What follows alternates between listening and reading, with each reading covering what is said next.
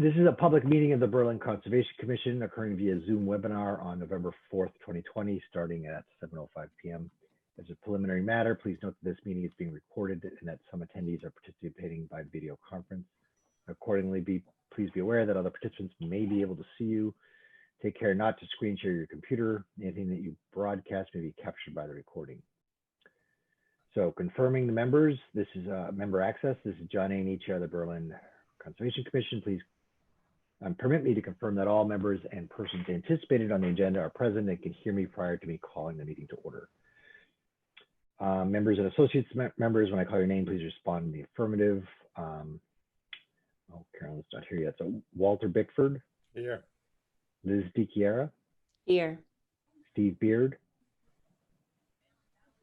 Steve. You're muted. Yes. Harry. Yeah, all right. Robin Barry. Here. Holly Kennedy DeGrudela. Here. Hi, Holly. So Carolyn will join us. Louise is not feeling well and will not join us. Anticipated speakers on the agenda, please respond in the affirmative. Well, I don't know, Leanne. The only person I'm expecting probably is Chris Anderson from Hannigan Engineering, although there might be some other people related to this. Right now you're showing Alex Para in attendance. I don't know who that is. Okay, I mean, it might just be He's watching. raising his hand. Do you want me to allow him to speak? Afterwards, yes. Okay. Okay. So with a quorum of the Conservation Commission present, I call this meeting to order at 7:07 p.m. on Wednesday, November 4th. This open meeting of the Conservation Commission is being conducted remotely, consistent with Governor Baker's executive order of March 12, 2020, due to the current state of emergency in the Commonwealth due to the outbreak of COVID-19 virus. Specific information and the general guidelines for remote participation by members of the public and/or parties with a right and/or requirement to attend this meeting can be found on the Town of Berlin website at www.townofberlin.com.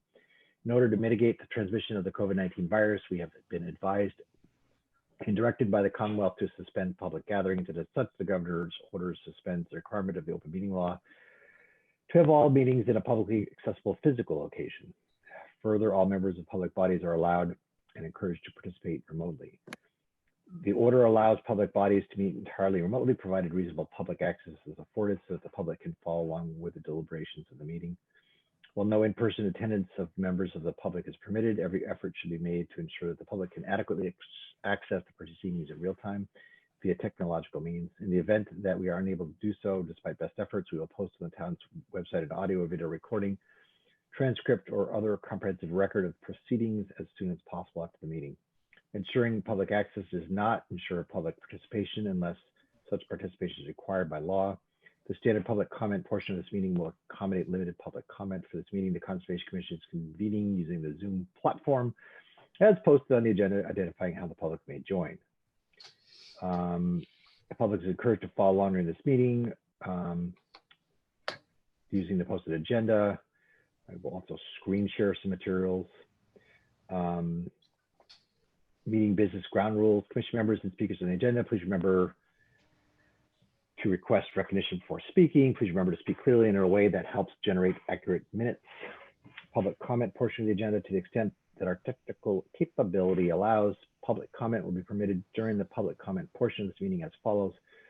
Attendees' phones and other devices will be muted until they raise their hand and are recognized by me to speak. I ask each member of the public who wishes to speak to identify their name, and I will afford each speaker time to ask a question or make a brief comment. Finally, each vote taken in the meeting will be conducted by a roll call vote. And that is that. Thank you. All right. Now, Leanne, so could you permit the person that raised their hand to speak? Well, Robin is now your host, so she can do that. And Robin, you have my cell phone number if you need me, right? Yep. Okay. I'll leave it in your hands. Good night, everyone. Sounds good. Thank you. Good night. All right. So I'm allowing Alex to talk now. Yes. Good evening. Can you hear me?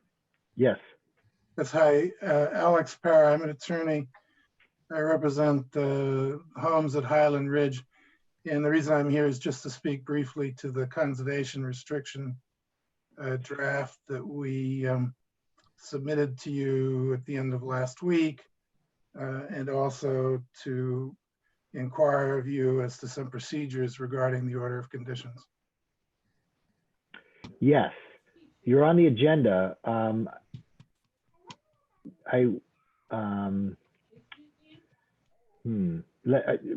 Let me, will anyone, Alec, Mr. Attorney Para, will anyone else from Highland Ridge be joining you?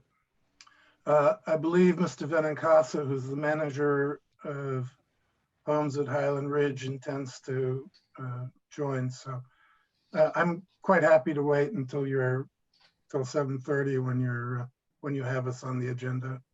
I do not have you on the agenda at 7:30. At 7:30, there's a continuation of the public meeting of a COC request.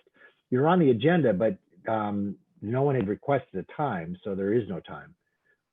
So I can be flexible on the time, although I have to be rigid about the 7:30 meeting. So I can, if he hasn't even joined yet, I can put you guys, I can take you after we're done with the COC request. That's fine. All right. Thank you, Mr. Para. Thank you. All right. You want to demote him? He's not really demoted, it's just, or he's just allowed to talk. Do you want him not allowed to talk for now? It doesn't really matter. It's weird. I know it looks like it promotes him to a panelist, but he's not. He's just allowed to talk. All right. Well, if he gets disrupted, he better, Don't worry, I can mute all of you. And then Carolyn, you have to affirm that we can hear you. Carolyn McDonald? Aye. Here. Okay. Here. All right, suckers. Somebody has to take the minutes. Not I. See, Robin's kind of off the hook because she took them before, or most recently.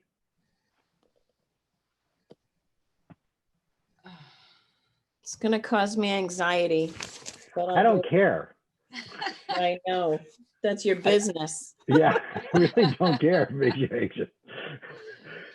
Yeah. All right. They may suck and I may hear about it, but Well, Liz, this is the thing.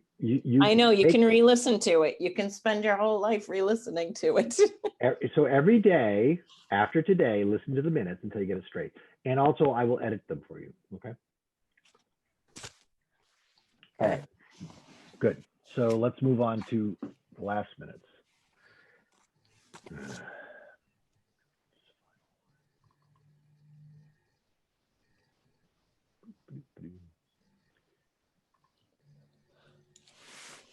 Robin, what are you drinking tonight? It's just hot tea and it's decaf. I swear, there's nothing in it. It's not exciting. I had my wine with dinner. Oh, there you go. I will read the minutes. So these are the minutes from October 21st, 2020, although they weren't in the town offices, they were Zoomed. Anyway, meeting opened at 7:06. John opened the meeting by stating that it was being recorded and explains the reasons for the meeting being held remotely on Zoom. By executive order of Governor Baker, due to COVID-19, the town offices are closed to the public. John reviewed the rules for holding the remote meeting. The roll call attendance was taken with the following results.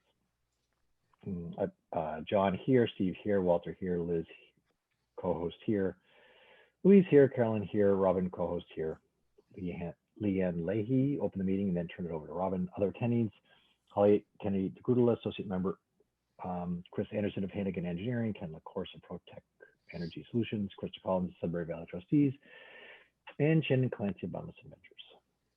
Number one, review and approve the minutes of the previous meeting. Minutes of October 7th, 2020 were reviewed and edited. Carolyn moved to approve the minutes with minor edits. Liz seconded the motion, which passed by roll call vote with the following results. John, I, Robin, I, Steve, I, Liz, I, Walter, I, Louise, I, Carolyn, I. Treasurer's report. Funds available as of October 7th. The annual budget was $1,188.85. Wetlands fund, $10,912.83. And open space, $187,051.37. Robin, if you could just double check, make sure that's accurate, because I actually had to correct something that Louise had put down. What do you mean you had to correct something? She had a number off from what I had. So I assumed I'd been right because, Oh, it should be $1,188.25. 25 cents. Okay. Yep. Are the other ones correct? Let's see, open space is correct, and then wetlands is correct. Great, thank you. Bills and forms, bill from KP Law. After reviewing the bill submitted by KP Law, the commission decided not to take action and would ask KP Law to resubmit an itemized bill stating which projects were being billed. Robin will work with June Poland to resolve the issue. Gates Pond Road concern, Walter and Carolyn. Walter and Carolyn reported they had investigated an issue in response to an email from a Gates Pond Road resident that his neighbor was encroaching on the wetlands. They determined that both residents were dumping yard waste in the land, which is owned by Highland Commons. Carolyn will notify Sullivan Hayes, owners of Highland Commons of the issue. Hayes is Hayes. Thank you. You're welcome.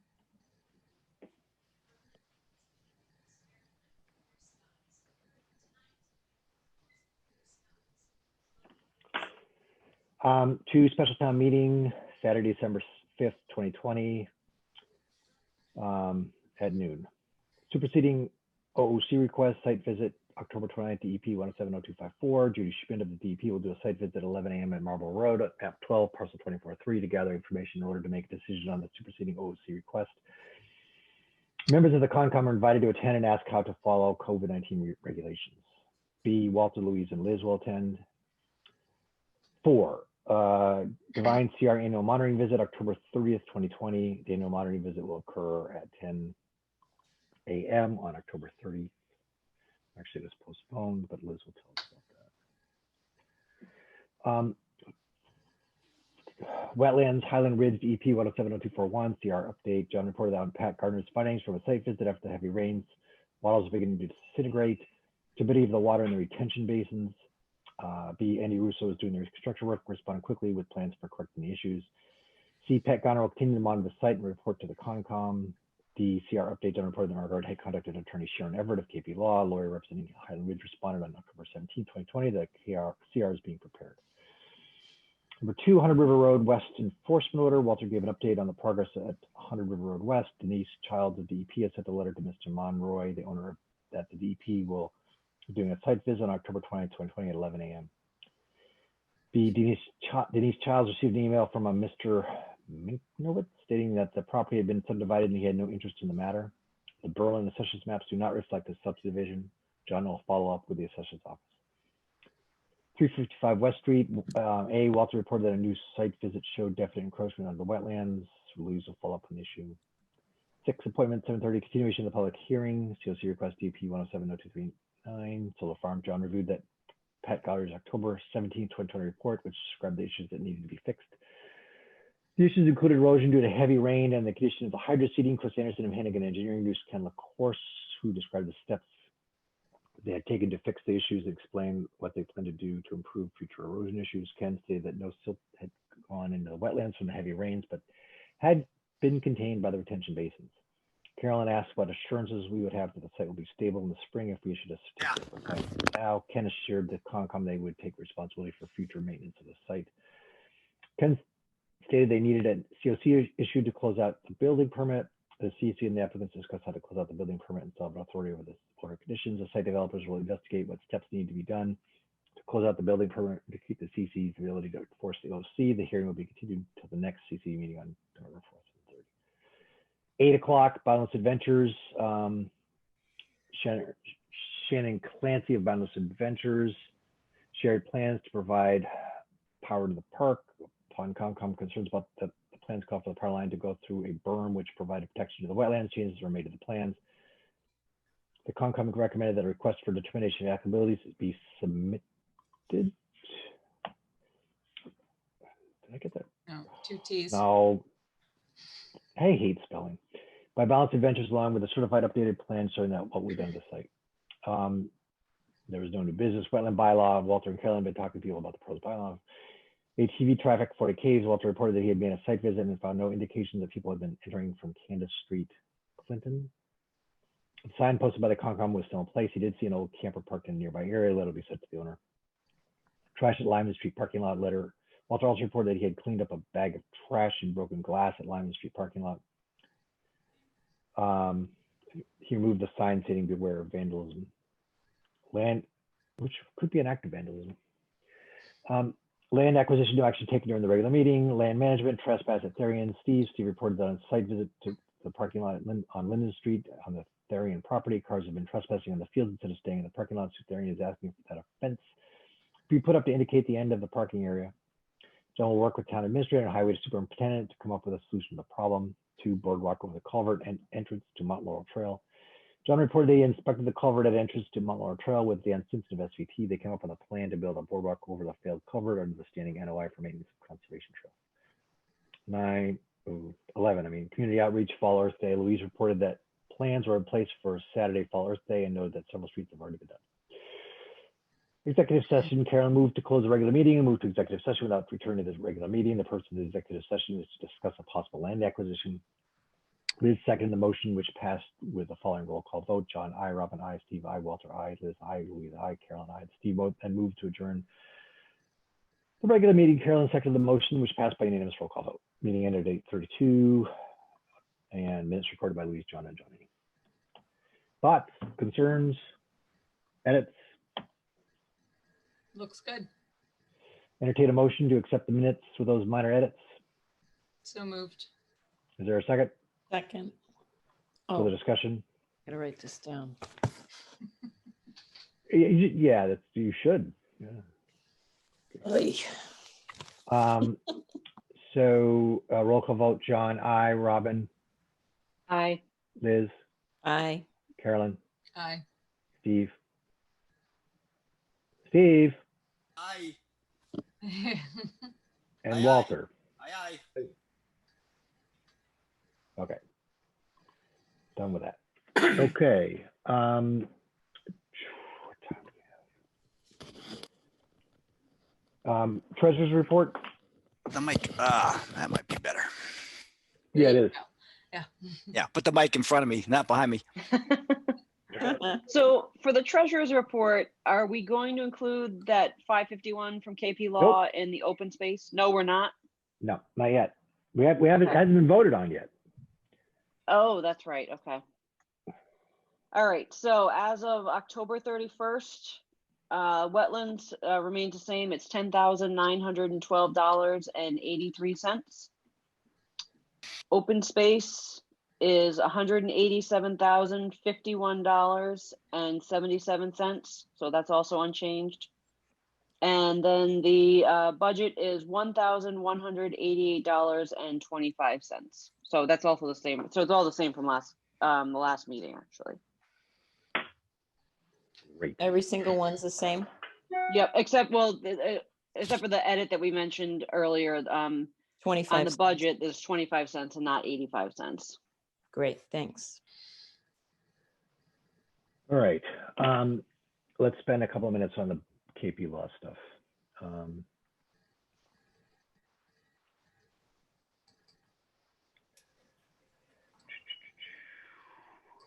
So there's 2 bills.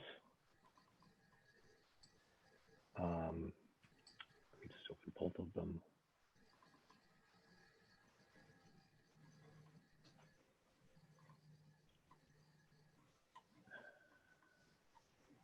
This is the old one, not, am I muted? Yeah, this is the old one, not the new, there's no new ones in submitted, right? Right. So this is for, right. This is that bill that was a mishmash. And that there's been, Robin and I have been in email communication with June about some of this stuff. It gets a little wonky. Anyway, so this was a very, this is a bill for $36. The discussion concerning the baseline report from KP Law. So ignore this part right now.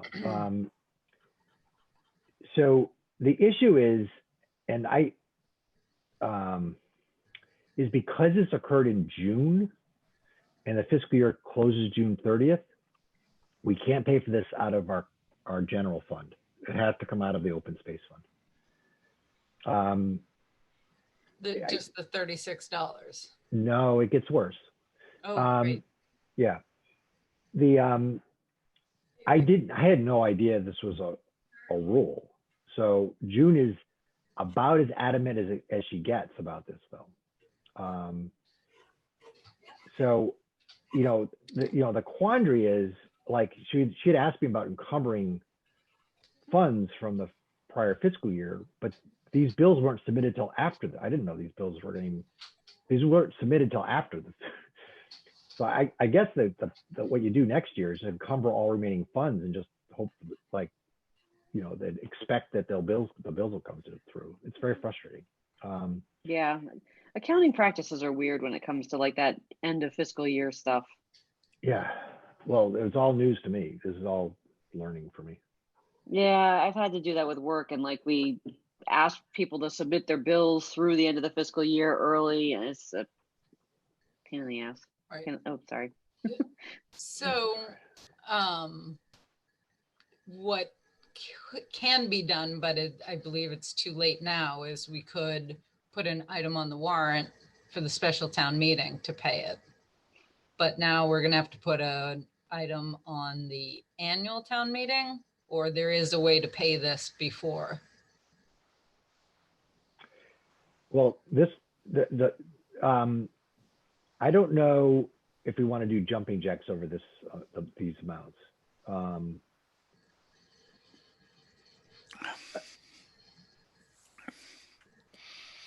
What has Pay she more? offered as a solution? Oh, open space fund. Oh, and we can just, It comes right out of there. Boom. Yeah. So anyway, entertain a motion to authorize payment of this $36 amount for the KP law. so moved. Is there a second? Second, I'll second. third, and fourth. Excellent. Don't So, be greedy. Roll call vote. John, I. Liz, Aye. Walter, Aye. Carolyn, Aye. Steve, I.e. and Robin. Aye. Okay. Did I miss anybody? Because the screen's shrunk, so I'll think. Okay. Did you vote yourself? Yeah, I did. Okay. All right. This is the other one. So this is the one where I'd given a kickback. So this is very frustrating. So this came up in like, I think July, and I refused because there was itemized. And then they just resubmitted it via Margaret like a week ago, or I guess a couple of weeks ago. So I again demanded itemization, but the issues are that again, they occurred before the fiscal year closed. I went through every bill I could find from KP Law over the past year, because this was Wendler stuff, and these two bills I couldn't find that we'd paid already. Yeah, I didn't see him in what Carol had done either in the budget. Yeah. So both Robin and I looked to make sure. It was just a little sloppy on their part anyway. But the lesson I've learned is we're gonna have to make sure we encumber funds with the expectation that more, they're gonna be behind in their billing. But Or I John, could- if I remember correctly, we didn't even have the money in the budget. We would have had to use open space for this anyway, right? Didn't we Well, not have enough? Yeah, but we that could have paid the 365 and the 36, and then we would have Gotcha, had okay. the 150, and it would have been, Yeah, we could have okay. subdivided it. Gotcha. So this also has to come out of open space as opposed to out of the general fund, because it occurred before the fiscal year was over. Entertain a motion to authorize payment. So moved. Is there a second? Second. All right, any further discussion? Okay, roll call vote. John, I. Liz, Aye. Walter, Aye. Carolyn, Aye. Steve, Aye. Robin. Aye. That's all she wrote. Okay. Now, Robin, do Yes. we have Chris, anybody from the solar farm? Nope, not yet. Just Alex Okay. still. And so we have Alex, but not the other person representing Highland Ridge? Nope.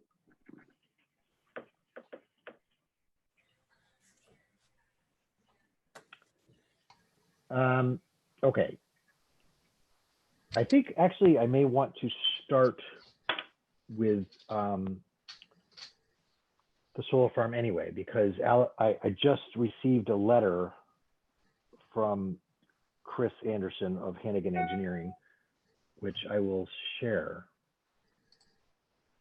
because I just love sharing.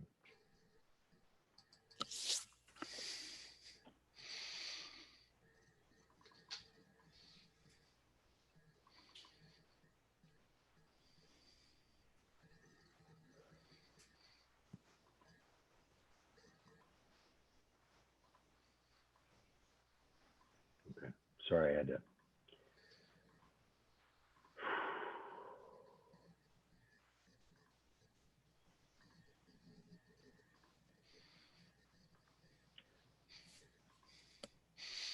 Yep. Make sure you share the right screen. We don't want to watch the other stuff you're watching. All right, so this, I just got this today, although it's dated October 23rd, but essentially, and I can email it all to you too, but essentially what they're suggesting is they're requesting a partial COC, which is a thing.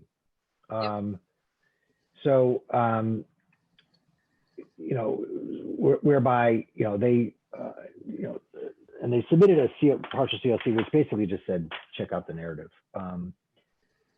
So down here is noted the site has established substantial growth. The only action that can be made to allow further. As such, it is requested that the commission issue a partial certificate of compliance for the construction related activities for the project to close out the applicable construction permits. This will allow for the continued review of further vegetation growth by the commission and allow for any remedial actions if necessary. A full certificate of compliance can be reviewed at a later date. And so he sent me a partially completed WPA 8A form. So Pat Gardner emailed me and I spoke with him today. He recently was up at the site. He said actually it looks pretty good. There was some more rain events. The rain events washed out the road a bit, but all the washout went into that swale with the riprap, and absolutely none of it, he double, triple checked, none of it made its way down to the basin, and none of it, it was anywhere near the wetlands. And the stuff that's been hydroseeding has popped up. And so I talked to them about the issue of a partial COC, and he was fine with that. He thought it would probably be a good idea.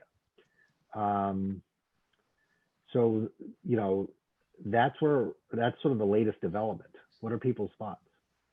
I think it's a great idea. Yeah, don't have a problem with it. I don't want to hold them up, but I also don't want to issue a full COC until the spring, until we see what happens. And so I think it's a great solution. Yeah. Any other thoughts? Walter has no opinion. Sorry, I was typing. What's the difference between this and a full? It means we're not done yet. So essentially, it implies that there'll be another meeting in the spring or summer where we will then issue the final COC. That's good, but what does this get them? Does This start gets them one of operating? two, potentially two things. One of it may be a release of funds. The other may be something related to building permits and stuff. Either way, not really my problem or our problem. Yeah, I just wondered if they would be up and running if we did this, and then would it be harder to claw back? No. I mean, I think that we still get a foot in on the ground. So if there's a disaster, we can just issue another enforcement order. We'll still be involved. Okay, I'm good then. All right. So what I would suggest is I don't know when I'm going to get to this. Within the next week, I'll write up the partial COC and then drive around. Maybe Sunday, if it's a good day. Maybe at the ice cream social. Yeah. That's There good you go. That idea. works. Yeah, that works. Yep. Yeah. So, Saves you some driving around. that's great. Yeah, I've got a very long team bike ride on Saturday. So I'm not going to be in much shape to do much of anything after that. That's Sunday. All right, good. I'll have it for Sunday. And this is called a partial COC? Yes. Thanks. You're welcome.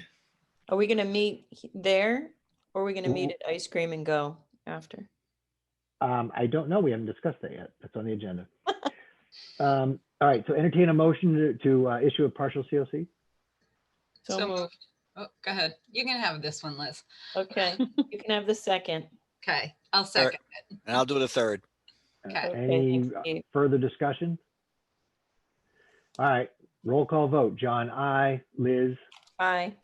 Walter, Carolyn, Aye. Steve, Aye. Robin. Aye. Cool. All right. That's cool. All right. Do we have the other member from the from the Highland Ridge person here yet? Nope. Okay. Well, poor Attorney Parr will have to wait. Yeah.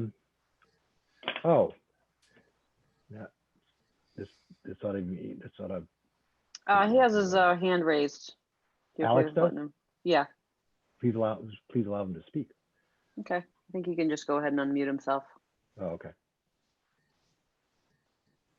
There we go. So I texted Steve. I haven't had a response. I don't know what's up with him. We can proceed if you like without him. It's up to you. Can I have Steve's full name? Stephen, middle initial F, Venincasa, V like in Victor, ENINCASA. Okay. STEVEN. Yes. Okay, thank you.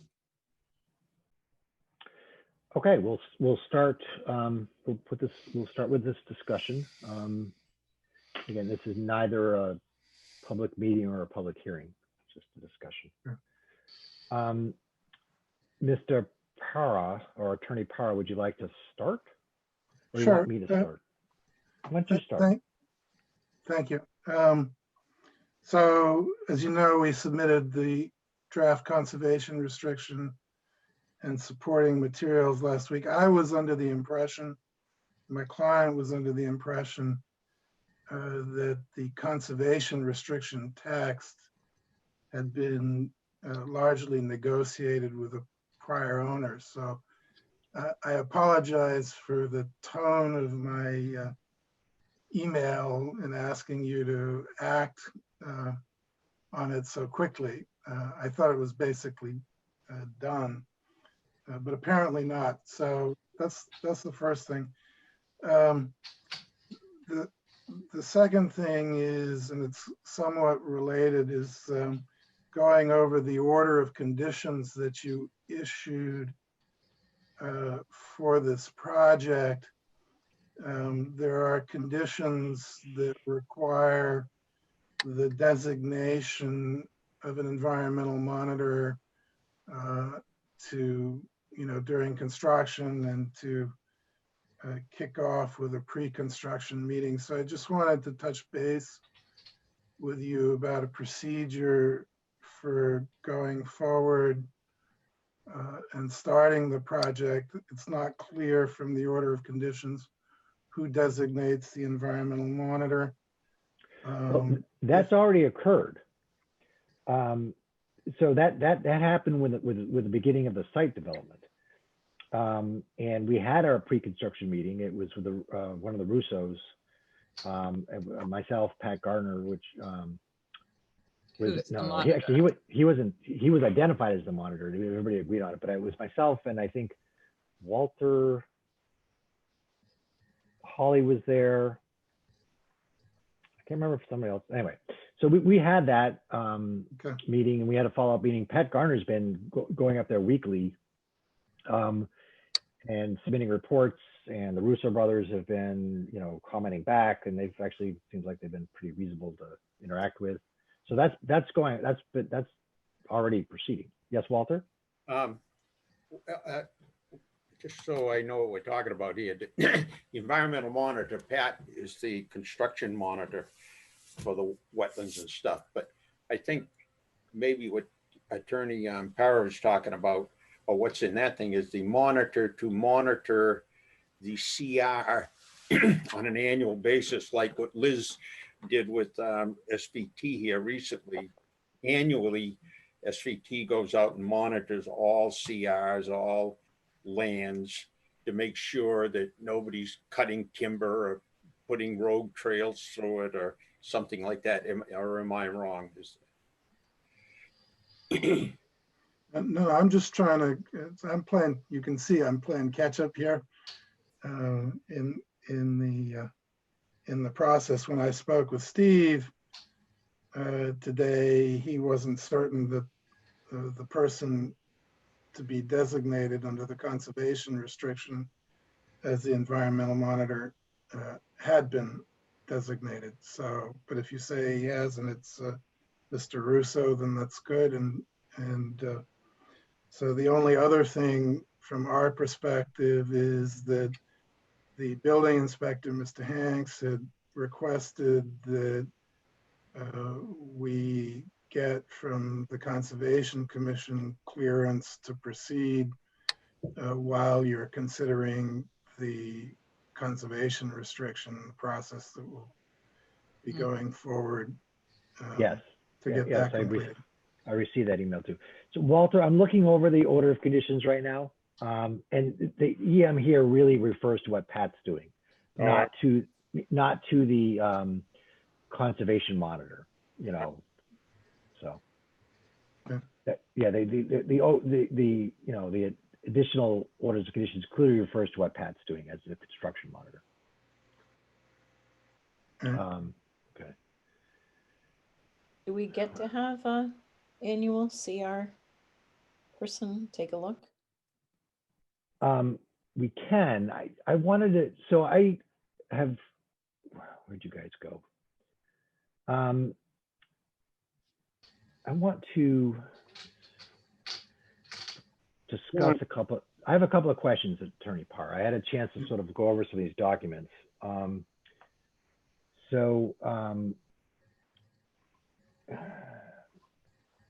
I just, some things sort of stood out to me. This is the conservation restriction. This is under the section of reserved rights and exemptions. There is well known, there's 3 parcels here, B, C, and D. B's closer to Highland Street, C is where most of the construction is and where the septic is. The wells are on B, and then D is mostly just wet. But if you, so, the 3, 4, and 5, deal with the wells, but 6,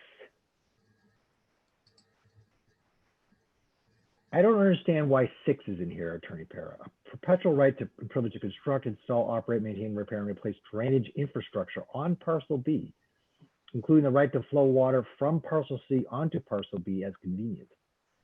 Why is that there? Well, under the development plan, as shown to me, there is some proposed drainage on a portion of parcel B. And if you look at the easement plans, and we can restrict that language or narrow that language a bit more, but if you look at the conservation restriction and reserved easement plan that we submitted, there's a section in the northwestish part of parcel B where we're asking to reserve a drainage easement. I think you just went by it. Yeah, there we go. So it would be up in this section here. We can't see you point. Oh, I'm sorry. So you see where the old cart path goes on to parcel B? Down here? Yeah, so just above that area, if you were to make a sort of a triangle out of the, above that area, there is in fact another plan that's been submitted. If you can scroll further down, it's the plan entitled Plan of Reserved Easements. Yeah, I've seen that. This particular document is quite I long. think- Did I pass it? I think you just passed it in. No. No, keep going. These are all lovely photos. I got to the bottom of the photos.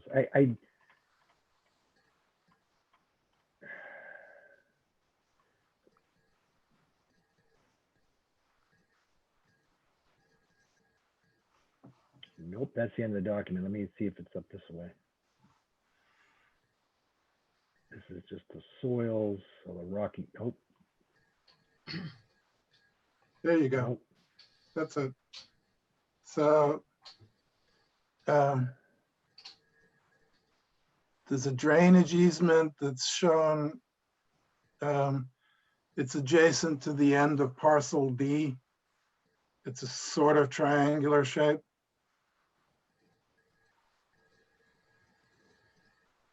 John, I don't can see you- it. This is wetlands. I don't see any. Up towards the southerly end of parcel D, Down here? narrow end D. D No, is in- that's east. D. Right below the There. north arrow. Now, Well, yeah, but the part of it, the paragraph under exception doesn't talk about parcel D at all. It talks about parcel B. Yeah. Well, Um, no, I know, but the drainage easement that's shown is in fact within parcel B. all right. Like, I guess my first point would be that I would like that language to be a little more specific about what's going on, perhaps with some more specific maps and stuff like that. Because it just, it's the way it's written now, it seems to be like very general. This is steep right here. This is very steep. And, so when I read that, the first time I read it it just seemed like, there's a potential for water just running, there's, all the various, runoff just running right down this hill here. It didn't seem right. It Well, seemed it's much. steep the other way too. It's steep both ways. Yeah, Right. it just seemed very broad. And so perhaps if that could be more specific, that would be great. I think so, yeah. Okay. I think we can tie it into the plan better. Okay. And then this part, 7, a perpetual right and privilege to utilize the premises for septic loading offset. What is septic loading offset? So it's not an actual physical use of the property. It's the use of the area to meet dimensional requirements for nitrogen loading for the septic system. So it's to allow, in effect, it's to allow the area of parcel B to be considered as part of the area of the development for purposes of meeting that Okay. Requirement. It's a per acre requirement. Okay. And that's actually specifically provided for in the planning board special permit. They require the easement to be reserved over parcel B for that purpose. Yeah, let me bring that up. I was there. This is.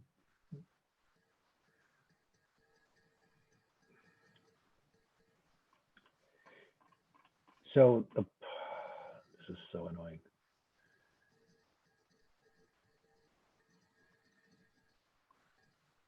This is I don't know if this map was something you. It's like the basic development map. Yeah. Okay.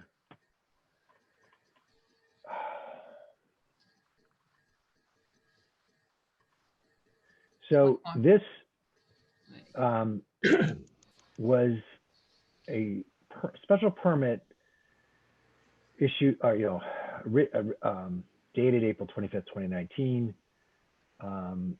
by the planning board, before our friend Carolyn was on it.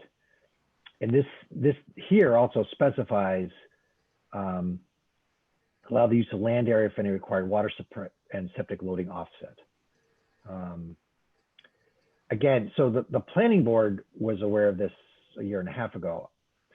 I tried to do a little research on septic loading offset. MACC handbook has nothing about it.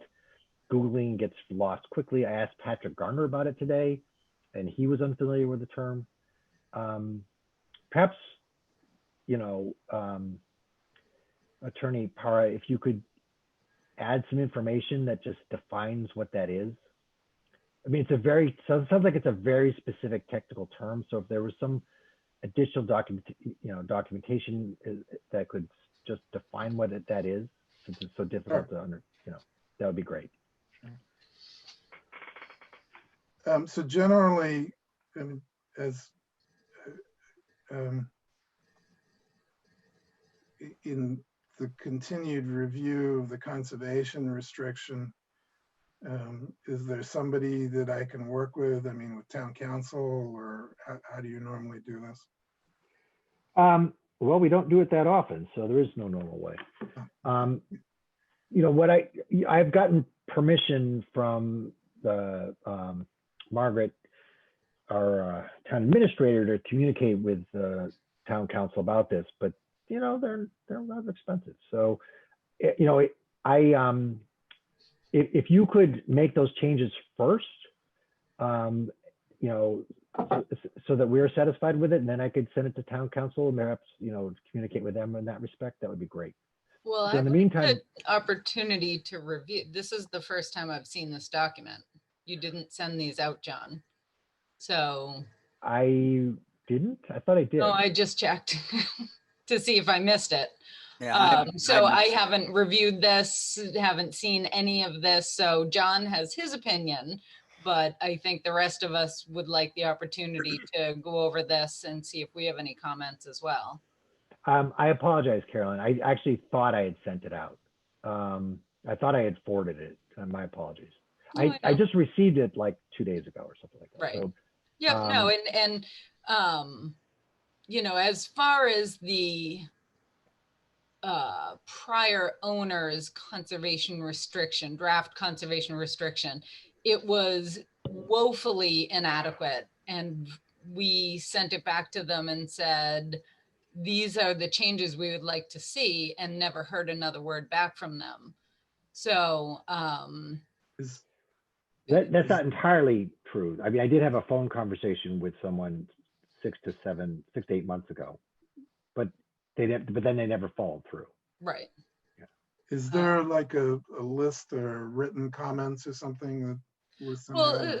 one of the things I very specifically remember is that they said the conservation restriction would be held by the town with no further definition of that. And that's just not how these things are written anymore. It would be by the town acting by and through its conservation commission. That at least is more specific, yes. Yeah. If this restriction is going to be in perpetuity, it has to be reviewed and approved by the state. Yes. All of our conservation restrictions are approved and reviewed by the state, and they have very strict guidelines. The process we usually go through is that we work closely with SBT, and that's why, frankly, none of us were a little bit at a loss as to how to fully analyze this thing. So I don't know if we should call up Krista and have them brought in right from the beginning, because this thing is going to be registered by the state.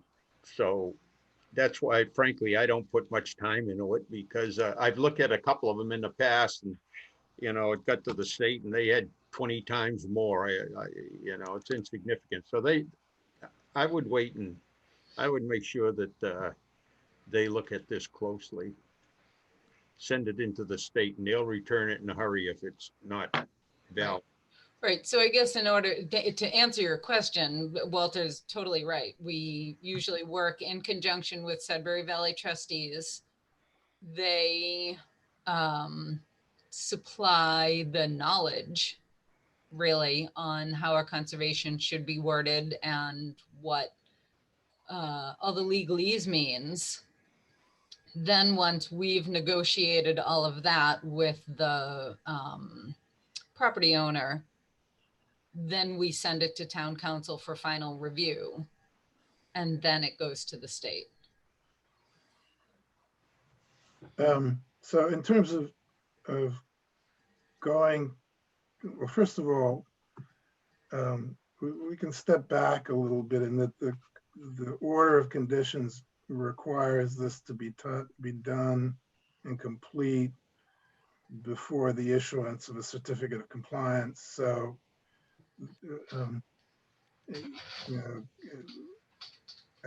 again, I apologize for my misunderstanding as to where we were in the process, but none of this needs to be done, today or tomorrow or in the next week.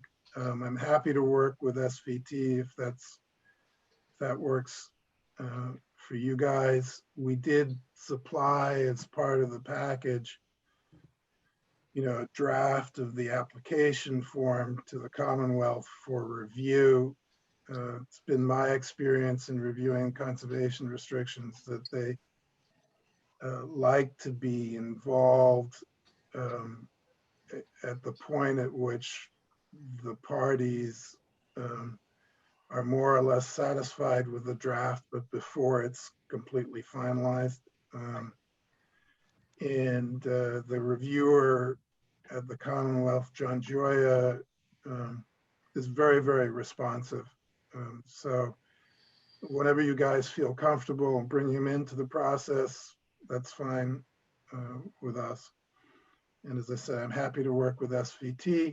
I'm happy to work with you guys to try to get this conservation restriction into a form that everybody can be happy with. Oh, this is Holly. I can just ask a question regarding the septic piece of it. How much of an impact would it be on the conservation restriction on the land? Is it something that would cause a certain part of an area to be impacted by additional moving of earth or whatever that would impact surrounding wetlands or areas that we want to protect? No, as I tried to explain, it's not a physical encroachment. It's the right to use the area simply for area calculations.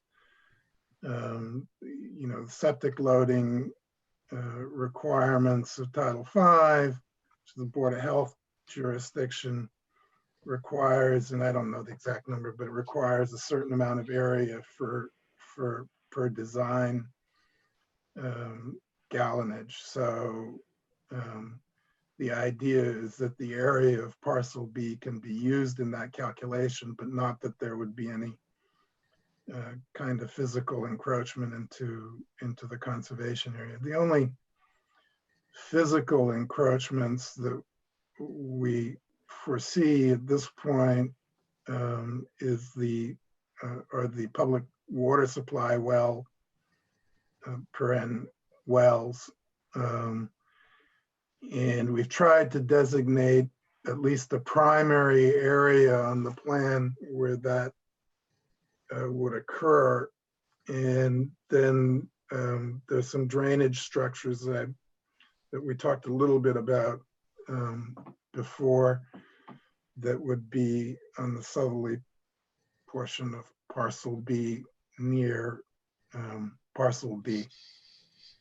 Yeah, because I know I talked to Steve a few months ago about preserving the existing trails that surround the property that are part of the conservation restriction.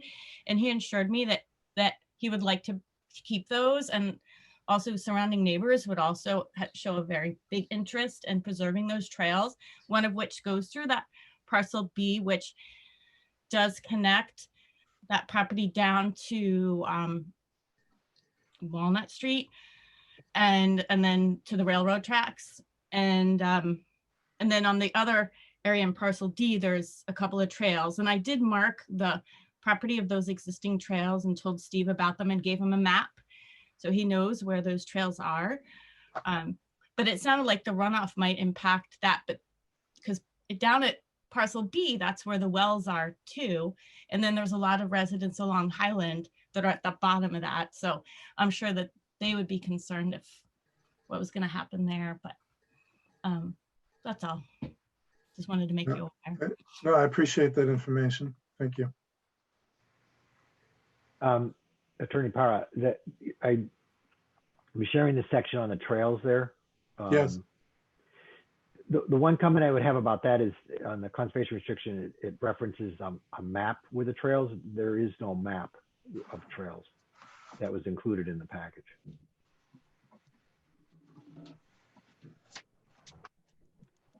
I mean, you know, marking, clearing, and maintenance of the existing trails is shown in the baseline report. There is no map in the baseline report that shows where the trails are. We'll add that. Yeah, and I made them perfectly clear. Like you can't miss my markings that are around the property. And then I could also send you a copy of what I have on the, I made a little from the map he has of where the buildings are. I put where the trails are that kind of go through or like kind of begin or end in that parcel of land that's going to be developed. That's great, Holly. Perhaps you could just email that to Yeah, me. I'll scan it and send it to you all. Yeah. Thank you. Awesome. Thank you. And John, I did receive this. I didn't open it and I didn't understand it, but I think on Halloween on the 31st, I got an email. Really? Yeah. Was it from John or conservation? It would have been from conservation. Conservation. Yeah, that's what I thought. Yeah. And you're on there too. I mean, everyone is, so. Oh. Well, I just sent it again. Right. And John said we will discuss on Wednesday, which. I apologize, John. I did get it. I didn't open it, but we're discussing it, so. It's quite all right, Carolyn. Okay, so I would like to get back to Attorney Power's request about the building permits. It does seem like, you know, this conservation restriction will be moving along. Yeah, I read through all of it, and it actually does, for the most part, mirror other conservation restrictions that I have read through. You know, and the parts that I was concerned about, I've already talked about. So I would have no problem at this point in, you know, approving the building permits, even while we continue to work on the conservation restrictions, since it is now in process. What are people's thoughts about that? We've gotten burned before. I'm Yes. cautious. Right. That's my concern. That's my concern too. What assurance do we have that once they start building, doesn't get dropped? Can I address that? Please. Yeah. So we're happy if you let the building inspector know that we can proceed, but that there would be no occupancy certificates for any of the units if this is not done. You have the provision in your order of conditions that no certificate of compliance, you know, will issue until this is done. But from the point of view of an incentive to the developer to make sure this is done, if he can't get an occupancy certificate, then obviously he doesn't get paid for any of the work that he's done. So I think that should be adequate guarantee. You know, I've done many conservation restrictions. I actually sit on Conservation Commission in my town. Which one? I'm familiar with the process. From a personal point of view, I can assure you that I will stay on top of this. This landed on my desk less than 2 weeks ago. You have a draft, you have a pretty comprehensive package already submitted to you so that it can be reviewed by you guys and town council, SVT, if you want SVT involved. So that's the best I can tell you. Attorney Para, I'm just curious, why do they need the partial one? Does it have something to do with leveraging more funds to keep the project going or something like that? Is it a critical thing? I'm sorry, I didn't hear your question completely. I just wonder, is it critical? Walter, you're conflating two issues. So let me answer that, Walter. I basically put a stop sign on the request for two building permits, to start putting up structures because of the absence of the conservation restriction. So what they're asking is that they be allowed to start working on those structures while we were also working on the conservation restriction. And I think that what I would suggest is that I be in contact with the building inspector to make sure that, he's in agreement with this plan. And if he is, then, if we have the assurance that no occupancy certificates will be issued, then I think that's enough leverage to make sure that we do get the conservation restriction. So I personally would be in favor of then allowing them to start building. Yeah, I think that's reasonable. It As long as certainly it's would in make me writing. feel better. Right, exactly. In writing. In writing, legally, KP law. No, just by the building inspector. Right. He's a good guy. I mean, yeah. Okay. Right. Because we've also kind of gotten, not exactly burned, but we've had some issues with stuff falling through the cracks as personnel has changed in the inspector's office. Yep.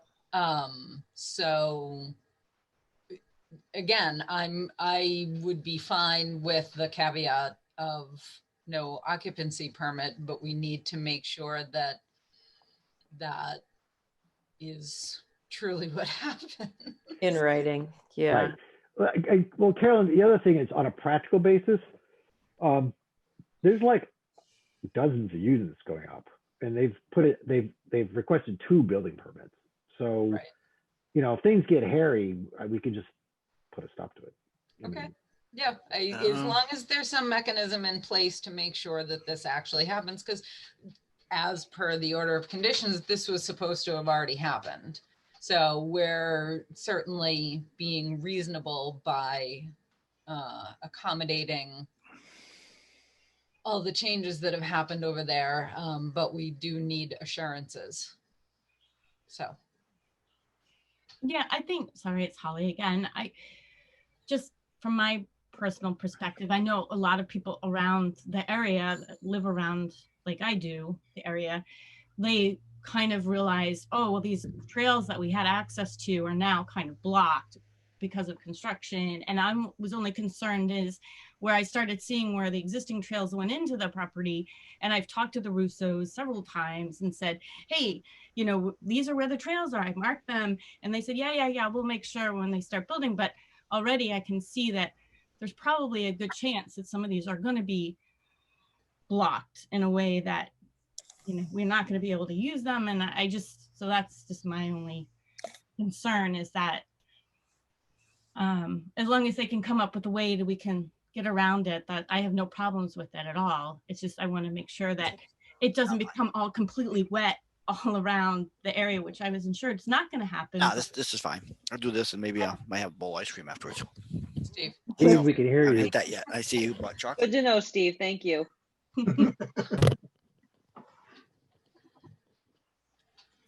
Yeah, no, we'll keep an eye on that, Holly. We'll definitely keep an eye on that. Yeah, because already, right now it's hard to tell because we've been in a drought. And so a lot of the areas that are around there are not so bad, but I can foresee that things are going to change with the land surrounding the buildings. So I'm just concerned about that.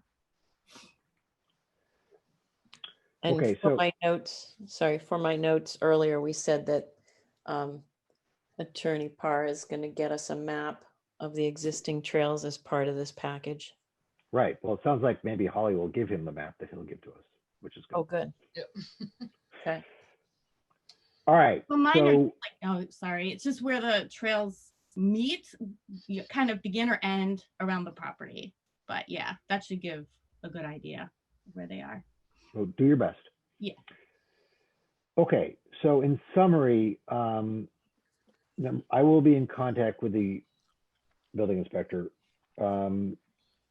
Attorney Parra will try to clarify those, the language around those two issues in the exceptions as part of it. Is that correct, Attorney Parra?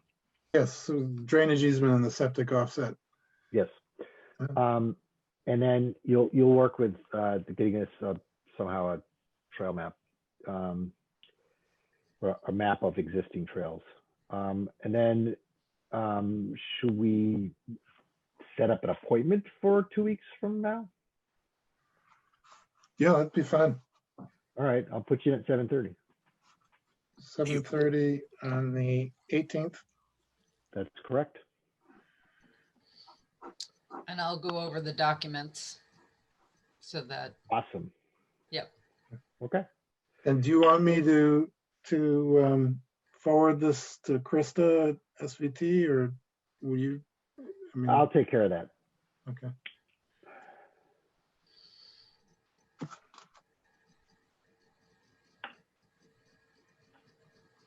Okay. Is that it for tonight? That's it. Thanks very much. Thank you very much. I really appreciate your time this evening. Oh, yeah. Yeah. Have a Thank good you. evening. Yep. Bye-bye. Good night. Good night. Night. Okay. Oh, right.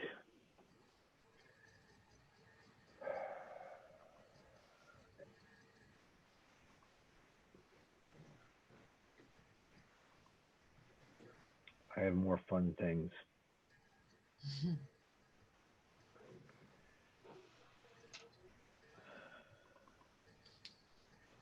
We're not expecting anybody else tonight, right? That is correct. Okay. You want me So- to bring somebody? No. Oh, okay. You just know riffraff. Carol. So, Come on, Carol. oh, just Carol, yes. Yeah. I bought the materials for the boardwalk at Lowe's. It was a little more expensive than anticipated because the sills are rather expensive. I probably should have just raided some railroad ties, but so this included all the lumber, and so the lumber involved the sills, which they themselves were just about $100 because they're 6 by 6. I have to cut them up with a chainsaw, but then it's treated lumber, 2 by 6 by 8. There were 1, 2, 4, 6, 10 of those, and then planking, a number of planking boards, and then some, the plates and screws and stuff. So it came to $307.01. So I would like permission to be paid for this. Aha. Yeah. Aha. Now we got him. I know. All I right. move that we pay him $307 and skip the 1 cent. No. Make him eat the penny. No, I move that we pay John $307.01 for materials for boardwalk. A second. So we'll have a vote. I'm going to abstain. Robin, Aye. Carolyn, Aye. Steve, I yeah, I Liz, Aye. Walter. No. Yes. Yes. So, all right. I'm gonna try to get a lot of this constructed Sunday morning, I guess, before the ice cream social. And then Wednesday, I think I'd be able to get, I think Dan from SVT was actually interested in helping me out with this.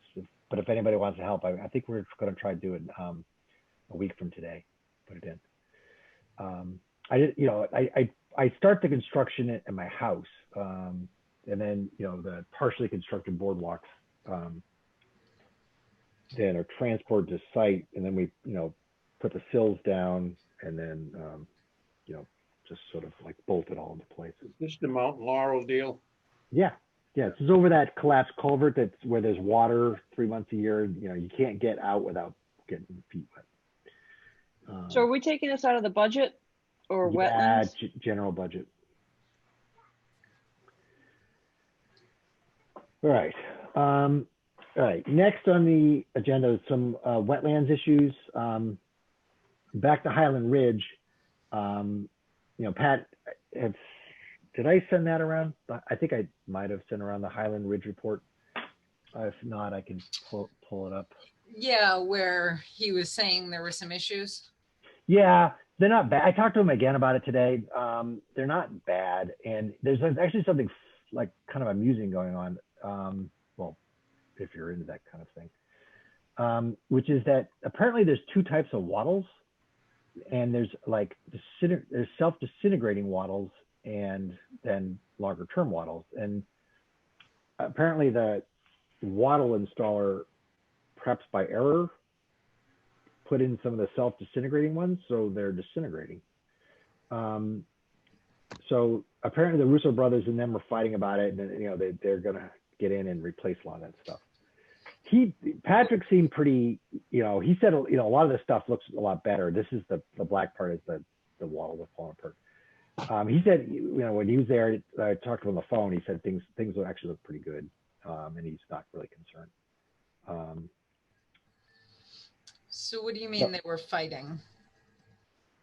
Like they were arguing with Pat as to No, with each other about who's going to pay for it.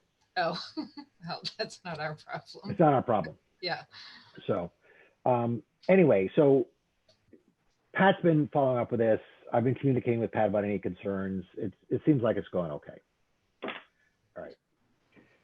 So next is the Hunter River Road enforcement order site visit. So I think a couple of you were there. Louise was there. She's not here. Walter disappeared or passed out. And then Liz was there. Yep. I do hope he's okay. There he is. Okay. So Walter and Liz, you want to talk about those couple of site visits? Yeah, Walter can take it. One first. The 100 River Road, or you want to do the Well, it's up to you. It's up to you, Walter. Road, it was the same old story. The owner showed up and I forget her name, and a promise that they're gonna get doing it. So they were basically looking for somebody to fill out the NOI form because they didn't know anything about it. And I explained to them, they have to hire somebody. And Dave already started, I believe. Say that again? I believe they had originally hired Dave and he. Well, I was getting to that. Yeah. Oh, sorry. Go ahead. So anyway, we mentioned a couple of people because I didn't want to sound like we were pushing to Dave, but Dave already did the wetlands marking. And she said, well, she's been trying to get a hold of him. I talked to him. He said that isn't true. And he's been trying to get a hold of her. So matter of fact, he called me last night about 7, wanted to know what's going on. So I guess what I'm going to do is contact those people again and tell them that we're not fooling around, and we'll give them not the, let me see, the first Wednesday in December, they should have an NOI into us of what they're going to do. They've had enough time. So that's about the size of it. And the same thing went on. Any questions on that? No, Yeah, sounds so good. what- Just did- give him a date. That's Yeah, all I did care. Denise, like, what was her role? Whose role now? The DEP rep. Was Well, it Denise or Judy? I can't well, remember. That it Judy, I Denise. think. Judy, yeah. we're still talking about the Marlboro Road one. Her role is that she is the one that's going to make the final. Okay, yeah. Okay, her role, we called her in because we weren't getting a response. So she showed up and I deferred to her. I said, it's in your, your responsibility now. She says, no, not really. So she stood there and more or less refereed. And so we're back to square one where we are requiring a notice of intent from them. And we're going to have a date. I'll make sure the date's certain on it is the no later than the second meeting of December. And so she, that's the story at this point. This is And why we everybody need else, to be able to find people. Yeah. and everybody got the information that lot's been subdivided. Right. Yeah. Weird the way they did it. It's very weird. They also said something, Walter, remember, she said that she being the office manager, that I also forgot her name, but she said that one of the owners is going to move into that house and fix it up. And I think that changes something about permitting, that if it's owner occupied use of the land for business, they're Right. playing a game with that. I think that's one of the zoning bylaw amendments on the warrant is Ah. to something about owner occupied. Yeah, so supposedly they're gonna fix up that nice old house with the chimneys and the woodwork and move in, and seems That's like not- try to get around something. That's nice, but actually doesn't have any impact on the Right. wetlands issue. That's That's right. not a wetlands issue. That's a separate issue. Oh, okay. That won't That's happen for quite a while anyway. Yeah. All right. But land use, All right. yeah, sorry. Marlboro Road, Yes. we showed up there and DEP representative let them explain what they wanted. And they didn't want to live near the road, even though every other house is near the road on the street. That was their big reason for wanting to cross the wetland area and get over onto some drier land and put in a McMansion instead of the little house that they had the permit for on this side of the wetlands. So she took all the information from everybody and she's going to go back and make a decision. Whatever her decision is will be final. And Walter did a good job telling the history of saying, this was like leftover land. And the Judy noticed that he took away our 25-foot setback, kind of the gotcha of now Yeah. I'm not going to abide by that. And I was kind of proud of myself. At the end, I said, this isn't scientific. I said, this is just my feelings. I want to speak for the wetlands. I said, we don't have a wetland bylaw because of somebody here. I said, we can fit a house the way it was. What else did I say? It was You good. did a good job, I'll tell you that. Yeah, I spoke from my heart, and I was kind of all choked up, like, screw you. Right. Yeah. But anyway, it came out better, and I had some more cogent points that I'm not remembering, but Don't you hate that? yeah. Oh yeah. I said we didn't have a wetland bylaw. I said, I said, somebody here has filled wetlands with God knows what, and now we have a fill law. And I said, I just want to speak for the wetlands. So. And you did a good job. Thanks, Walter. You did too. Awesome. Thank Well, you thank both. you for going. Yeah. All right, next. Carolyn, did that Hayes with an E ever get back to you? Nope. I keep trying. I'm starting to be a little concerned actually. Because we usually play phone tag a little bit, but he usually gets back to me. But I'll keep trying. I mean, I'll, did he get a new job? Is he still even work there? Well, his name is Jed Hayes of Sullivan Hayes. So, so my guess is he didn't get fired.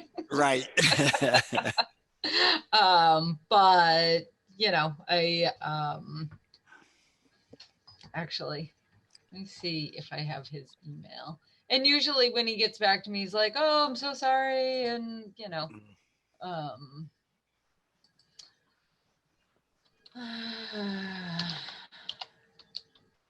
so That's the Highland Commons guy, Carolyn? yeah.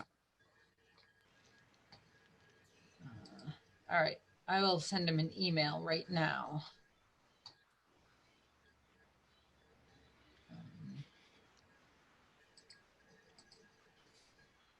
All right. So next up, Steve, Yes. the West Street thing. All right. I just so everybody knows, I sent actually on Earth Day, while I was cleaning up trash, I did a site visit. Yeah, there's the map. This is where I believe Walter should jump in on this. This is where I believe the wetland violation it is. Other words, that address we have is totally wrong. That's way down the street. I met with that lady. I got pictures on my phone. There is no wetlands violation at that, what, 335 or whatever that number was. Yeah. Um, This is actually 32 Allen. We didn't have the right street even. well, that land goes all the way over to West Street. The violation is right off West Street. Right, but the property is 32 Allen Street. Yeah, okay, it's 32 Allen. Okay, yes. Okay, I believe that's where it is. There's pictures below of all the violation. There's actually that land goes all the way over to West Street, and there's actually a retention with a culvert in there, and there's water. That was the day last weekend when I did the Earth Day. There's water in there, standing water. It's actually a pond, a little pond there, and it goes under this road that goes all the way up to Allen Road there, and then to the right of this is where all the violations done. You'll see that that's all filled in there. I keep going down the pictures. Sorry for the quality of the pictures. They're better on my phone, but for some reason I was not able to get them off my phone today. So it's a picture of a picture. Go down a little more. Maybe there's some others in there, but anyway, you can see there's the road, and well, there's one of my yellow bags. But actually, this is to the right of that this is all fill. There's logs in there. There's dirt. There's everything. It looks like a bulldozer or something plowed it right in there. Mhm. Is this recent that Yeah. all this has Yes. happened? It's very recent. The logs don't look like they're that old. Right. Yeah, you see those logs that are, when he says logs, he's talking about firewood. I think of a log, Yes. this thing, but that chunks of wood, that would put in there since I brought this issue up, as a matter of fact. So, Wow. Well, we need to issue a Yes. cease and desist or Yes. whatever. Yeah. The delay was actually we had the wrong address. I met with the lady at the other address. Boy, she was concerned. She was all upset and think we were going to fine her and everything else. And I said, I don't see anything wrong here. You don't even put your grass clippings down there. I was like, so that's way up the street from where this violation is. So we were totally in the wrong place. Huh. Sorry, I can give better pictures. I'll try to get them off my phone because they're much clearer on my phone. But for some reason today, I was struggling emailing them off my phone for some reason. that lot that you saw, Steve, that borders on both Allen and Yep. road belongs to Mike Sawyer. He's going to build on that. John and I walked that with him not too long ago. Oh, because I walked in a little bit, but then I said, "Oh, I'm in somebody's Yeah. backyard," so I got out of there. I figured Yeah. I get away. I can get away with it on Earth Day. Yeah. But yeah, there's a lot of fill, and it's been pushed in there with some equipment. Yeah. So You know who's doing it? no. The landowner's responsible. Yep. So what are your suggestions? I'm suggesting that we contact them and say, hey, this has got to be cleaned up. Via letter or via enforcement order? I always like to start with a letter, but this is pretty blatant. Walter, what's your take? I would like to actually contact them, and then I would think a letter would be appropriate, and to have them attend the next meeting and say, ooh, Yeah. and let them explain what they did. And then we say, look, either then we decide we do an enforcement order or not. That's my view. And then if they don't come to the next meeting, then we issue the enforcement order. Correct. To give them the opportunity. Yes. But we nicely tell them that they do have to remove it. It's Oh, gotta, yes. gotta remove from there. Oh, yeah. This all has to be cleaned up. There's a lot of material in there. Oh, And it's not a hand job. I mean, it's not something you're going to get in there with a shovel and then there's some serious fill put in there. debris from other jobs, it looks like. Yeah. Brush and trash and.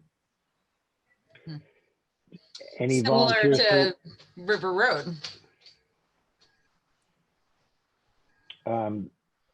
Yeah, Who's yeah, the landowner?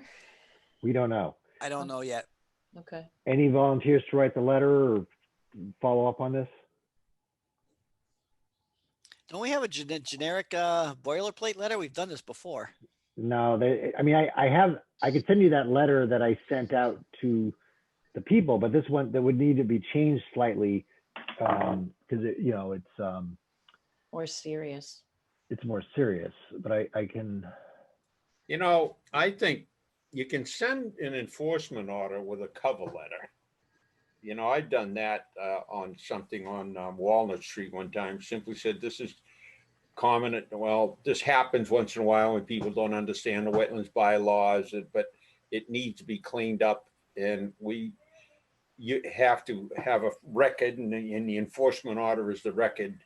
I don't know, you can word it someplace somehow that.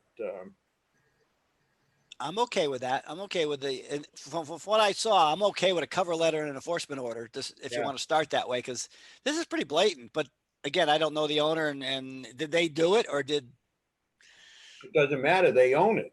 They own it, but right. But again, they don't know. Maybe they don't realize what they've done. But if they was done with equipment and it's getting worse and more has been added since we last looked, I'd go for an enforcement order with a cover letter. If they drive in and out of their driveway, they know it's there. Yeah, it's not really their driveway. They really go in off Allen Road, but it goes right up to their backyard. I kind of went in a little bit and I said, I don't want to be seen, but the road itself didn't look like it was traveled much. You don't see tire tracks or anything in it, but it obviously a road. So were they doing it to just gain access to West Street? No. Because that culvert's been there a while. This is just something that looks like somebody did some clearing or dumping, wherever the material came from. I don't know. I didn't see any freshly cut trees in there. Right. But they're logs. They're cutting, like Walter said, they're cutting like log lengths are ready to be split. But there's a big pile of it, and dirt and brush, and I mean, there's all sorts of stuff in there. So I'm okay. Actually, I'm okay. I'll find out the name and everything. I'll get an enforcement order started. Why don't I just send an enforcement order like I did at 100 River Road with a cover letter and all on it? Right, Walter, you just need one signature for an enforcement order. Okay. So if you do that, I mean, that would be fabulous. All right, I'll do that. Okay. Do you have any? You want me to send you a copy of an enforcement order, or you got that already? I'll just download one or something. Right. Good. Yeah. I mean, it's at the DEP website. You can just okay. Thank you. Thanks, Walter. Thanks, both of you. Yeah, it was definitely blatant. We just had the wrong address. I feel sorry for the lady because boy, she was nervous. I just read my letter again. It was pretty soft. It was not a threatening letter. No, but she when I went and saw her, because at Earth Day, Louise said, I'll be down in 15 minutes. Well, it was more like 45 minutes by the time I picked up all the trash. And I still wouldn't picked up all the trash down to her house. But then that was way past. And I looked at what she had, and it's like, oh, she came out and everything else, and said, oh, am I going to get fined? Steve, just one last thing to make sure we're talking the same thing. What I'm talking about, if you're going to Clinton on that road, it's the last driveway before you get into Clinton. Nope. It's actually the first road going into the woods after you pass Rue's Garage. Go around Across the the street. corner and it's on the right. Actually, Yeah, I parked at right, Rue's Garage. Right. Yep. That I kind of gave a picture. I'm sorry, the picture's not as good quality as it is. Try to mark the spot. Yeah, I'll take, okay. If you're concerned about where it is, call me. We'll get together and I'll show you where the pictures came from. Okay. We'll do it.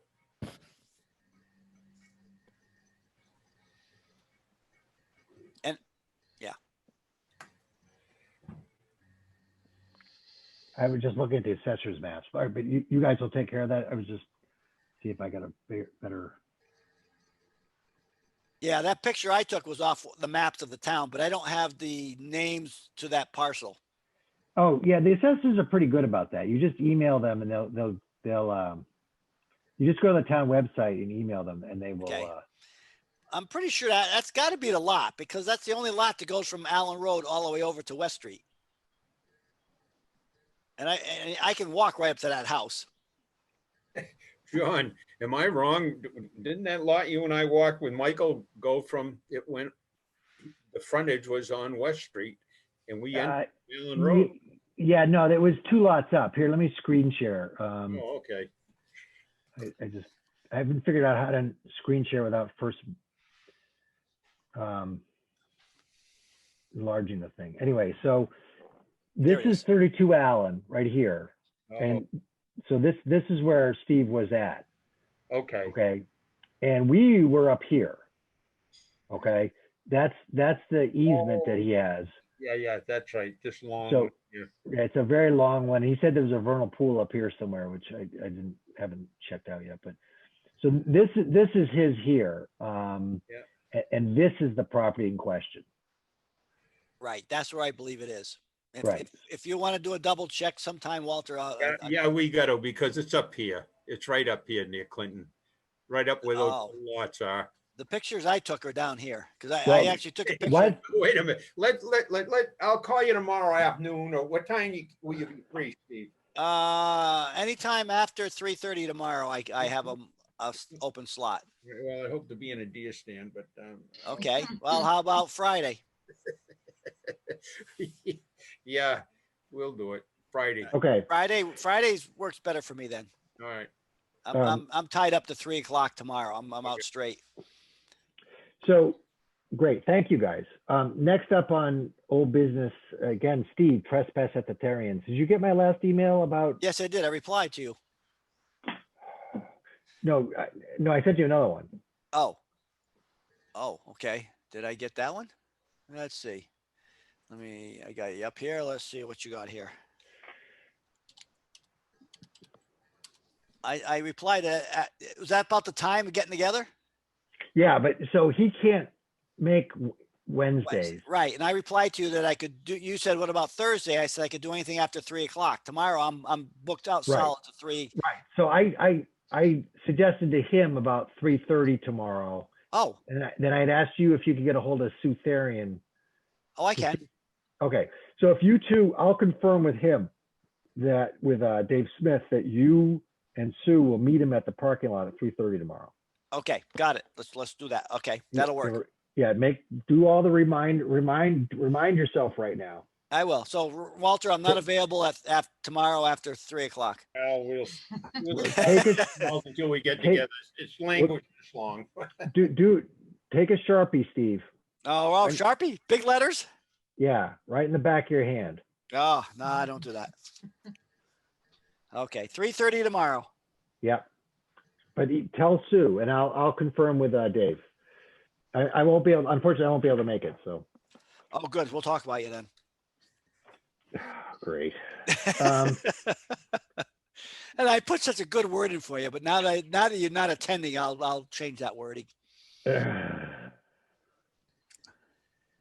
So and I'll just say Carolyn told me to say the following things. Sure. So Yep. Liz, you had mentioned you had a good site visit today at the Terrians. Oh, yeah. You saw that, yeah. With Karen there- and yep, Sue. we met with Sue. She said that a car drove all the way down and then took a right onto her land, and it seemed like a big part of it was they it was a Mustang. It was like an older woman in a Mustang, like 60. And then she picked up four young guys, and then drove across the field. You could still see the tracks, not even sticking to the left-hand side where the easement is, across the field, and then parked on the grave of her favorite horse. Maybe she'd be haunted now. Yeah. The Mustang would But be it haunted seemed by. like insult to injury. So she showed us, Karen had brought a map of where the parking area was, and Sue wanted to put some posts. Right. So Steve's going to meet with Sue tomorrow at 3:30 if you also want to join them. Yes, you're welcome to. I'll have to check and see what's Use a Sharpie. on Yeah, my, big Sharpie, the fat ones, not the thinny ones. I'm not Thinny sure is not what a I'm word. doing at 3:30 tomorrow, but no? It is Um, just- It but works in my Karen- dictionary. but Karen and I walked the perimeter to look for anything else going on, and we clipped some of the overgrowth around one of the signs and chatted, and I talked to her about I don't know if I can say it, the land that we want to acquire, and off to the side. But Karen said to Sue, could we just drop some rocks? And Sue's concern was that it would be harder to maintain the grass around the rocks versus she wants to sink some poles. So I'll Well, see what I'm so doing tomorrow at Dave's 3:30. going to meet with Steve's going to meet with Dave tomorrow. Okay. Next, bylaw. Carolyn, have you had a chance to talk to? I have had a conversation finally about getting together. It's a start. So it is a start. So like at least there's a willingness there, and we will work something out. Okay. Are you?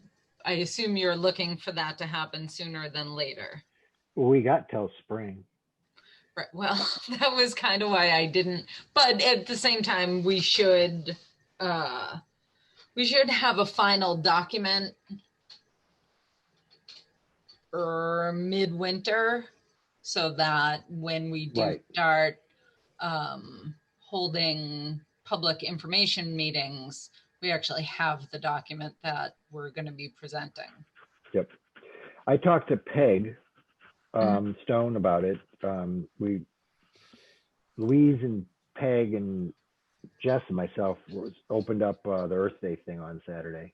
And so I was able to chat to her about it, and then emailed her some stuff. She emailed me back some stuff, emailed her back some stuff, and back and forth. And it was good. It went well. We do have to figure out how to, I don't know, life's been really chaotic lately, but we do have to start planning on figuring out how to reach out to other people. So, right. So I have talked to Buzz some about that too. Yeah. So actually we should, he and I talked about scheduling a Zoom meeting. We should decide are we going to have like a little subcommittee of the Conservation Commission that will kind of be working on this? Like, are we going to designate a couple of people to work on this? Or because like we me and have you. to be careful of open meeting stuff, so we can't. Right. Well, you and I could do it, and but then if we have one more, that would be fine too, because then it still wouldn't violate Right. The open meeting law. Although, yeah, I mean, we could also just designate a special meeting. We could just advertise it, but all right. So we'll talk about that. We'll strategize a little bit how to get that done. And if anybody else can just just reach out to people, and try to engage them in this whole wetland bylaw thing. Right. All right. So the only other thing I have would be the Earth Day. So it went well. Louise worked really hard, did a great job. And Steve picked up a ton of trash. You bagged a lot of trash there, pal. Oh, I did. Well, that West Street was trashed. Yeah. Yeah. Because sometimes I drive through Clinton on the way to Leominster. I noticed all the yellow bags there. It was quite a bit. Yeah. Oh yeah. I went through like 6 or 8 bags. Yeah. So, and apparently, the Berlin Farms people were grateful for the trash that was picked up around their place. I remember meeting the family that was headed off to do that. And she wants to donate ice cream to all those who helped out. So, Louise has to reach out to she has the list of names. I was going to talk to her about that, but she's not here. But I can communicate with her. But we should all try to get together on, I think that the 2:00 Sunday afternoon down to Berlin Farm sounds like a lot of fun. Yes. All right. So we'll do that. And I will double check with Louise. She usually sends out a letter to everybody too, or an email, something. I'll try to remind her to do that. Okay. Or I mean, I could do it too, but she does a nice job with that. Like a thank you. Yeah. Yeah. She did post something on Facebook. Pardon me? She did post a thank you. Oh, she did? Facebook. Yeah. Yeah. I'm even less inclined to look at Facebook nowadays. Oh, yeah, me too. Yeah. I don't go me. there. Definitely. I do not have and have never had a Facebook account. Yeah. No Twitter, no Instagram. No. Jess has an Instagram account now, which is just, I don't know. I just do wood turning stuff on Instagram. Yeah, I don't. Yeah. Don't touch it either. What is John does TikTok. And, When Okay. we're done with the meeting, I do have a new bowl to show everybody. Okay. I do have one more quick question. yeah. Holly sent out the map and I opened it up and it looks like the development with about 1, 2, 3, 4 X's on it. What does that mean? That's it. Those X's are just where the trails go into the property. So it used to be, before that was there was like a cart path that those trails would go and we would get from one point to the other, but now because of the construction, so those X's are just showing where the trails go in or out of that property. Okay, so I don't know how you'd connect. You get there and you stop. They just terminate because you're not going to ride a horse or hike right through the village, are you? No. Well, that's the thing of it. That's why I was talking to Steve about, is that these trails, they kind of go through, and then originally they said, oh yeah, we'll just make it so you can cross the street and get to the other side, or somehow, because right now if you walk around that property, all of it is wet, so we would have to really make trails that kind of, it would be hard to make new ones. But I'm not sure what the attorney is going to do with this map, because I just see the X's. I'm like, what would I do with that? Because you can't connect them. Well, it looks like, so right now, some of the trail, like the one that I use from my property to walk down to their property, it looks like you could just go right through. Holly.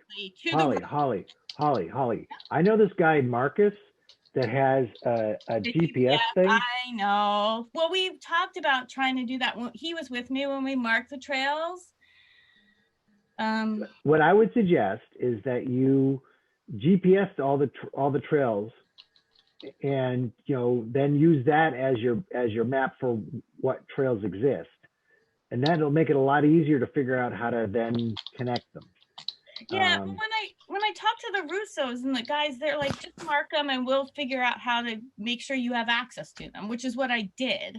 Right, but marking them, sometimes knowing the route of the trails is more important than the where they cross the roads. Because if you need to do a reroute, it might be a little easier to plan that way. Yeah, unfortunately, the reroute one of them would have to go on Duncan's land, which is private, because the land that, one of the trails goes through, it's kind of wet. Yeah, it's weird, but right. I think we can do that. Well, yeah, well, it's a good starting place. I mean, the tricky part is that, these aren't actually I mean, these are trails on private property. They, you know, the trails were never, you know, town trails. Right. They're just, I was gonna ask, do they actually owe us anything? I mean, No. legally? no, they don't. Legally, no, but they did say that they would. Yeah, so they're Well, being nice. Chris Slade said that Yeah. we would be able to use, that the trails would still be able to be used. Right, because we met with Chris about this before we voted on it and said, this is the deal, da, da, da. We use these trails. And he said, oh, yeah, I'll keep access to them because it's part of the conservation restriction. But Well, so, and it's good that it is mentioned, the conservation restriction, but just to be clear, that's not part of the usual boilerplate of a conservation restriction. Right. yeah, but I think it's mostly how people connect or they're used to using those trails, that people are now concerned because they say, well, how am I going to get to them? And that's one of the things I brought up with the Russos. I said, well, now you just made it so that we can't access one of these. So now what are we going to do? And then Right. said, So I guess what I'm suggesting is that, I think it's important that we negotiate, but as you're speaking with them, remember that we don't actually have any sort of legal right to use the trails. yeah, but I think, well, when I spoke to Steve, he said he was aware, he knows of the trails and he says they're quite beautiful and he thinks they're fantastic and that he wants to keep them open for people to use. He has no problems with that at all. He had no problems with people using those trails and that he felt that it would be good for the residents there as well to have access to those trails. And also the Russo said the same, that they know of them, yada, yada. So I agree. Yes, they May not understand where they actually go in relation to this complex, so do they? I mean, they do. They walk them. They all know. Yes, they but do. is the development already laid out where Yeah. those trails? Okay.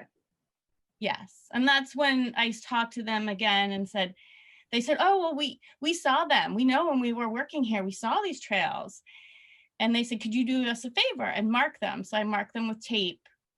And then I pointed them out to them and they're like, okay, great. Thank you so much.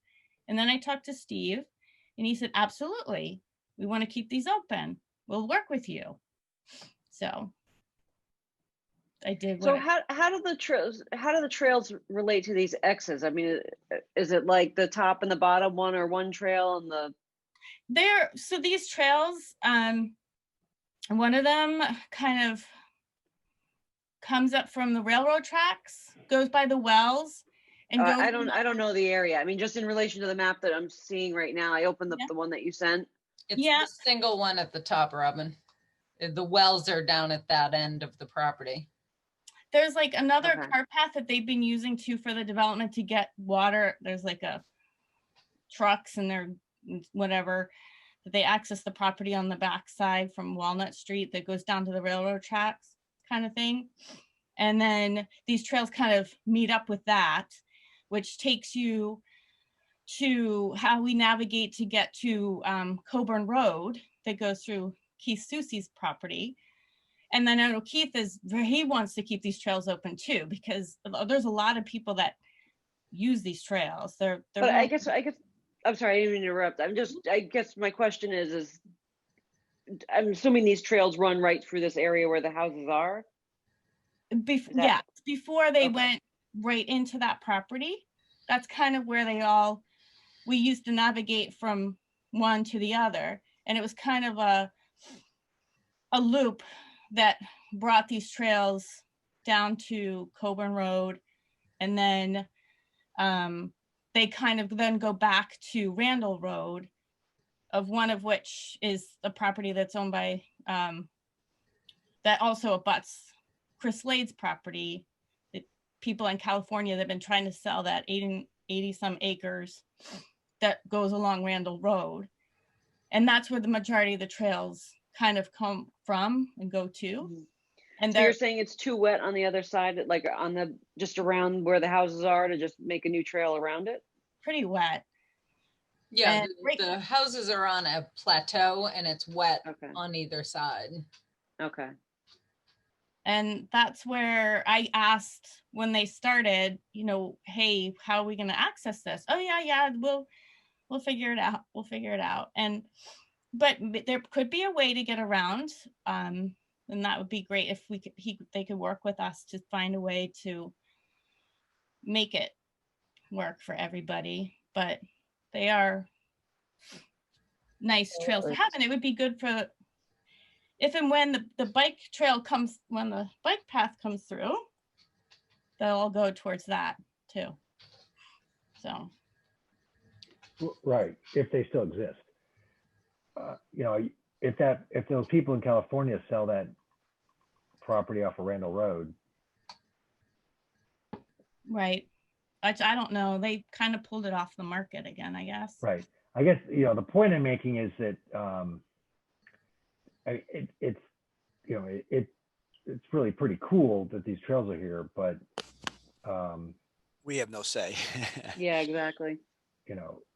anyway, so all right, I'll enter, but I think it would be really cool if you and Marcus could GPS what is currently available. Yeah. That'd be awesome.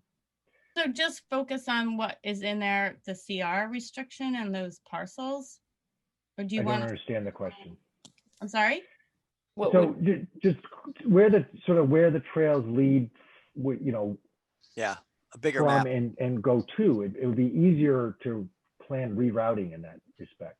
No, I Yeah, see what you're saying. yeah, it would Take help a, me. yeah, take a Google Earth and then just kind of draw a red line on it. Mhm. Yeah, to see a dotted line. Well, they I'd can put actually, where it is. they can do very specific stuff with their GPS. It's pretty cool. Okay, so where was I? Entertain a good. motion to adjourn the meeting? Second, first, so moved. Anything it takes. Steve And then gets some. moved. So Steve moved I and I second. seconded. Second and third. All right, so roll call vote. John, I, Robin, Hi. Carolyn, Aye. Steve, Aye. Liz. Aye. Is Walter still with us? No, he went to bed. No, He Yep. dropped off. He got All right. tired of talking. So Liz, All right. meeting ends at 8:58.